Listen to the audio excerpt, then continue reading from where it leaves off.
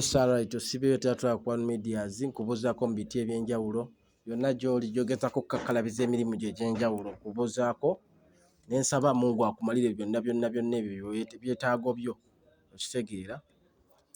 Wenzijjidde essaawa zino nga Uganda Cranes ebadde esamba ne South Africa ebitatambudde bulungi nnyo ku sayidi ya Uganda, naye nga kinsanyudde nnyo olw'obuwagizi bannayuganda bemuwadde guno omupiira gubaddemu ebbugumu lingi nnyo olw'ensonga bannayuganda muguhypinze nnyo kuviira ddala ku bayimbi ba tiktokers bafaani baddeko mu kibuga nga ekiri mu kibuga bannange awo ssaawa 7 ssaawa 4 ng'ekiri mu kibuga bantu bagula mijoozi, bantu bagula zivuvuzera bambi nga bagenda kusupportinga ggwanga lyabwe.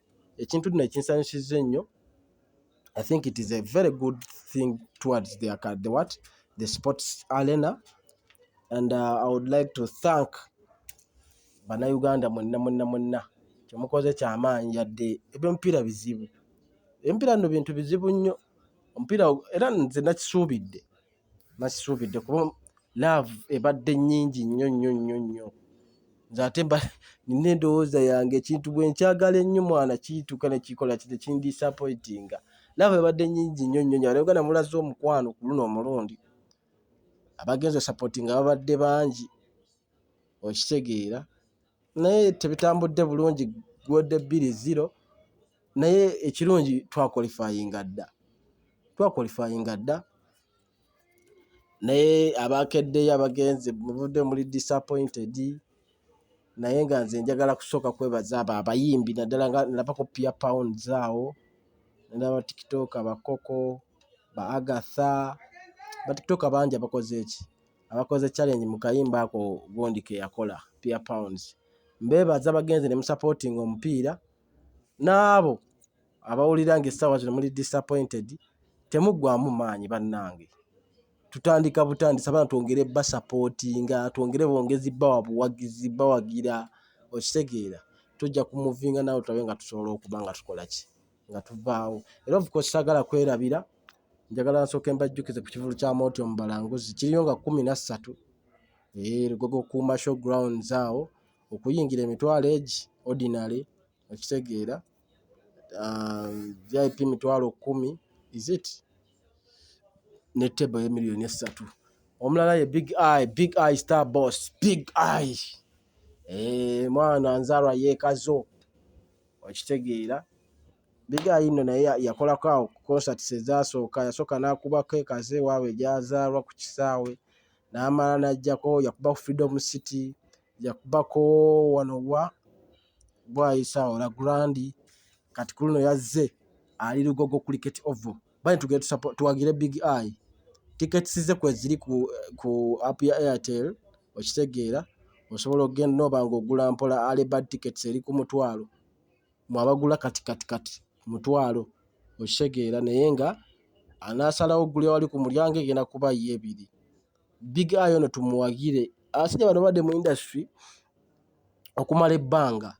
Nze kyeŋŋamba nti bw'aba ategese ekivulu ng'ekyo tugende tumusupportinge, oba oli awo naye awulire nti alina bafaani, alina obuwagizi okitegeera. So nga tuvuddewo awo ngenda kwogerako ndowooza ku Gravity Omutujju okuva mama we yafa tubadde tetuddangamu mulabako mu kamera, naye omulundi guno ndowooza it was yesterday but one yeeyogeddeko kuba saafunye budde kujja bannyonnyola, naye nga yabaddeko ku mikutu egy'enjawulo egy'ama TV n'ayogera bino ebigambo, era nsaba mbikuteereyo obirabe. Gavumenti kati wano okuva Mickey Wine we yajja ne Bobi Wine okuteekayo obubaka wano Uganda kigwa mulimu obubaka, omuntu ateddeyo omuntu obubaka ng'afiiriddwa. Yes, kirungi n'ate n'omuntu bw'aba ng'alina akaseera akazibu k'ayitamu, ebiseera ebisinga okateeka mu ddala akaseera kalimu abazadde biba bintu byaffe bya ndongo, nze baba nnumba kiryokke, naye omuzadde w'omuntu bw'aba ng'alina by'ayitamu osovayo n'ogamba owaaye musale ku muliro ng'olina amaanyi ago, kyo tolinda kufa just oyogere kufa bannange ekitaalo bikoze bitya, naye n'ebyamuleetera pressure ebimu ku byo wali osobbiziyiza n'ogamba owaaye omukadde tabiriimu bwe mutwala mutujju mutwale speed ne mukadde mujjeemu. Okusinzira nga bwolabika video yako kyemmanyi simanyi gwe engeri ki gy'ointerprete nzeemu message ya Gravity gw'ogifunye otya, naye nga nze ndowooza Gravity tannaba akyalimu obulumi bwa maama, era nze ngamba teyandibadde time si kekabadde akaseera akatuufu ak'okwogera, kuba yayogedde na emotions nyingi nnyo. Oba oli awo alina obulumi n'endowooza yeyina byemugamba, naye era okufa kw'omuntu yenna sifa abakusalawo, sifa abakusalawo. N'abali ku TikTok abagezaako okukubaganya ebirowoozo ku nsonga eyo, nsaba ensonga eyo tugireke maama, tumuleke awummule mirembe, kuba tetulina mandate eyogera ku famire ya Gravity, tetugirina. Nze ndowooza tufokasinge kubitwala mu maaso, ye endowooza ye bw'atyo bwe yakirabye, ate nga bwe busungu bw'alina ku mutima, ye bw'atyo bw'alowooza.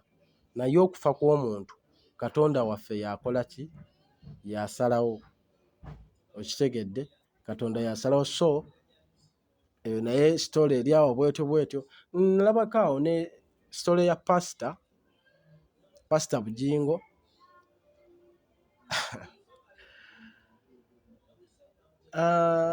Pastor sigenda mugenda nnyo, yadde alina essala gye yasaba, sigenda gibalaga, kale ngenda gibaterayo mugirabe essaala eyo. Tusangula amaziga gadde ewaabwe taata, tusangula amaziga gadde ewaabwe Mukama, tusangula amaziga n'ennaku Mukama, tusangula amaziga bidde gye babitwagaliza, tusangula amaziga taata, tusangula amaziga tewebaka Mukama, tewebaka Mukama, tewebaka taata, tukwegayiridde. Taata bagolokose, batukuba amasasi naye tebannawummula, batuttamu abantu naye tebannabakuwummula, golokoka. Ne wabaayo n'omuwala eyavuddeyo naye n'asaba essaala ye.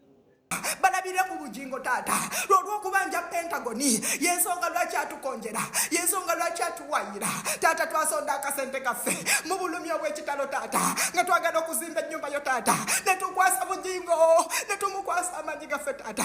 Nkukowoola amaanyi go Mukama, kabaka w'abakabaka eyatonda emigga, n'otonda ensozi, n'otonda amayanja, n'otonda ebikko, n'otonda ebisolo, n'otonda enjezi taata.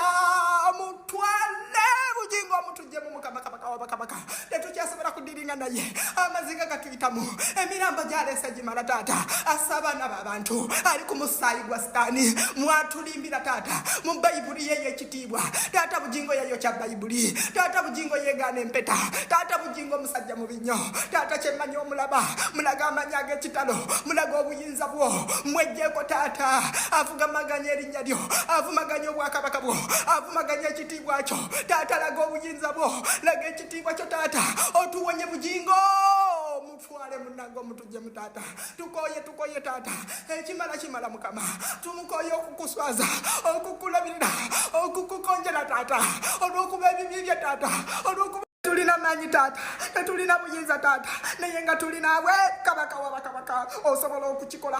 Tukukkiririza mu taata, yekiseera otulaga amaanyi taata, tukukowoola taata. Laga emirambo wa Bugingo taata, laga emirambo ku Bugingo, laga emirambo ku Bugingo yennyini taata. Emirambo gizeeyo, tuzaayo bakafaya. Zabuli 35, lwana n'ababalwana naffe taata, lwana ne Bugingo. Akozesa amaanyi ga Sitaani naye erimbika mu kigambo kyo. Tomukkiriza kuswaza, tomukkiriza kuwemula taata. Abantu batandise okutunula olw'ensonga za Bugingo. Akozesezza bubi taata, akozesezza bubi ebiwawaatiro. Kyekiseera obimuggyako taata, yeggwawanika taata. Eriiso lya jjeji, eriiso lya ddene taata litunuze mu Bugingo taata. Olabye byakola taata, taata olabye bw'ayonoonye ensi eno taata. Olabye Simanyi mu kisi kye mulowooza, oba oli awo awalina kye mulowooza munakintera mu comment section yawo okitegeera.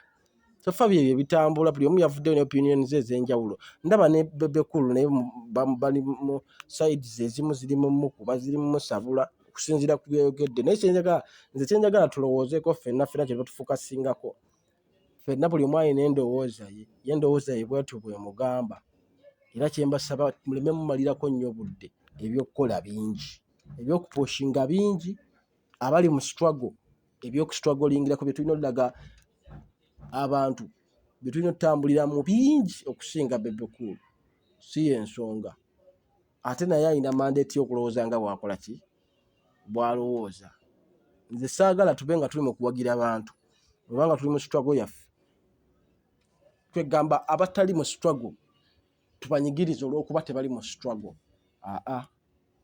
Nabo balina struggle yaabwe gye balimu eyo wadde tebali mu yaffe naye balina struggle yaabwe gye balimu eyo. So kyensaba nze tubaleke nabo babeere mu struggle yaabwe, tetubawa budde olwo tubawa obudde ffe tuba tuva ku struggle yaffe ate nga bo bakyali mu struggle yaabwe mwe bakola ki mwe batambulira. Sinamani Munnakibuga aliko nkwegayiridde nnyo bambi subscribing awo onyege ne mukadde tulabe okuba nga tweyongerayo. Comment yo nkulu nnyo so kubako ky'oyagala okwogera n'okissa wansi mu comment.